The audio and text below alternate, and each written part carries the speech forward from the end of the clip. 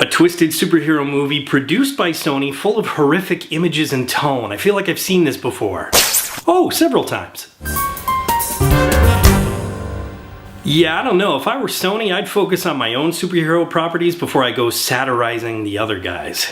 Okay, I swear that's my last dig at Sony, because this premise looked really interesting. What if Superman were a horror film? What if everything we feared, or Batfleck in that terrible movie, feared about a super powerful being from outer space came true? But here's the thing, it's actually been done before. DC has dealt with several versions of Superman where he's pushed too far, or he's the antagonist, or there's a great classic story called Red Son, where instead of being raised by small-town Kansas farmers, he's raised by the Russians. Can you imagine if Superman was raised by Canadians? He certainly wouldn't be evil then.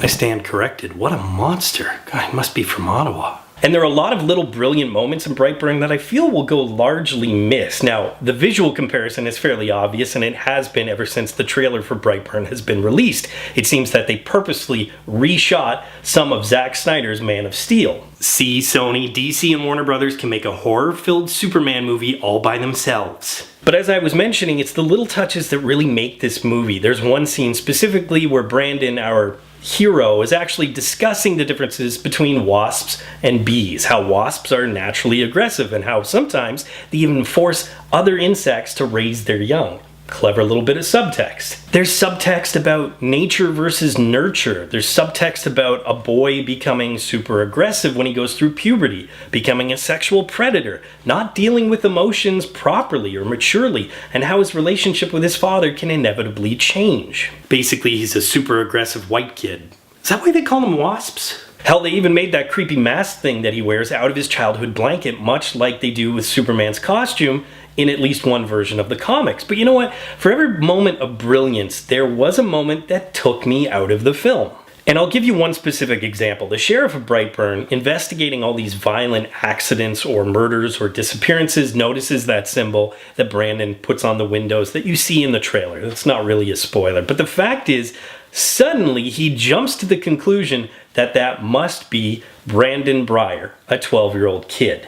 Okay, first of all, that barely looks like BB. You also live in a town called Brightburn, and as far as you know, he's a regular 12-year-old kid. He couldn't possibly cause that kind of violence. There were a lot of moments like that where I felt that elements were just pushed forward way too quickly and way too conveniently. Brandon specifically often jumps severely in terms of his behavior just to make it seem that he's evil. It didn't seem like a natural progression. I'm not sure why it was so fast, but I felt that the script could really benefit from some more organization.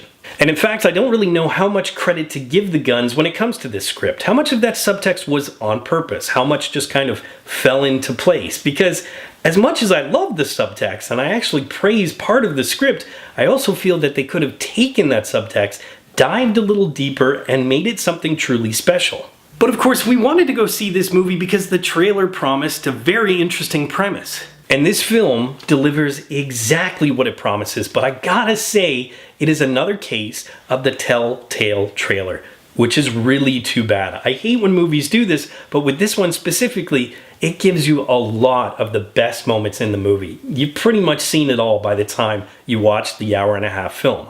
There is one tiny little surprise at the end, and I won't spoil too much, but they actually introduced the idea that there might be other twisted, horrific versions of other iconic heroes out there in this world, and I gotta tell you, I would be on board for that 100%. If they took that idea, if they went with it, and they made an anthology of films based on that premise. I liked this movie. I didn't love it, but I liked it. It's certainly enough for and earn it. It delivers what the trailer promised. Pretty much because the movie is the trailer, but regardless, if this is them testing the waters for a series of hero horror films, then like I said, I'm on board. And I think this might be growing pains of them trying to perfect what could be a new genre and could be something special. But really, I just felt like it could have been tweaked just slightly, and this could have been something a lot better. Poll question, what hero would you like to see get the horror film treatment? As always, leave your answers in the comments section below. But until next time, school's out. Hey Real students, thanks for watching. If you want to subscribe to Real School, click that round Real School logo right beside me. Also click that damn notification bell so you're aware of all of Real School's new content. You can follow me on Twitter, and of course, if you get anything out of Real School, you can always give a little back. Just click the link in the description below or the button down there, and you can become part of my Patreon team.